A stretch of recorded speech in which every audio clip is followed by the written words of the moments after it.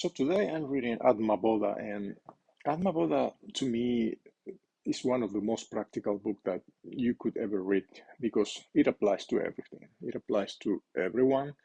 There is no any kind of like a specific orientation to who might work or not.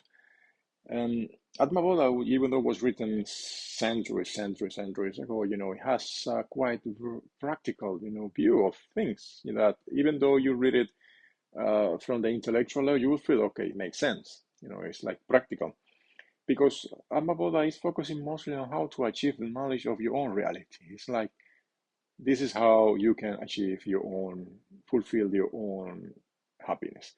Everybody wants knowledge. Everybody wants to be wise. Everybody wants to acquire perennial, eternal happiness, absolute bliss. Everyone wants to know. And that is our nature, and also is our right as birth. As long as we are humans, we have that, birthright to acquire that. So we are made for that.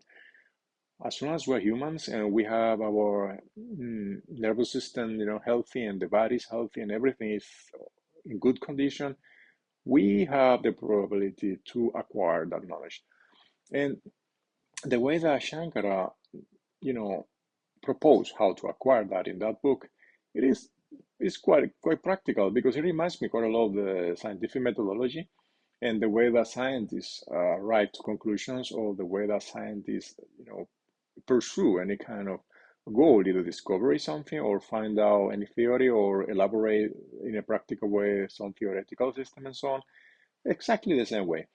Shankara proposed logic reasoning, strict logic reasoning, discernment, for example, self-analysis, a lot of self-inquiry, a lot of introspection, a lot of self-discoverment, and propose definitely also uh, different methodologies to achieve that, to remove the ignorance, because for Shankara, ignorance is just a layer that is covering something, and knowledge is like this eternal, perennial energy, that fits the oven in a way, so to speak, like an example, or fit the TV, that helps watch TV, or have this lights in your living room, or heater working, or the oven help you cook the food, or the stove, for example. So that's knowledge, and the knowledge is something that is deep inside of us, and if it's deep inside of us, it's like a color that we are wearing. I have said that before.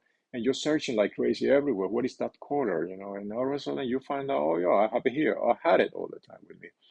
So I will explain in the next few shorts, what is Atma Bodha and some key takeaways.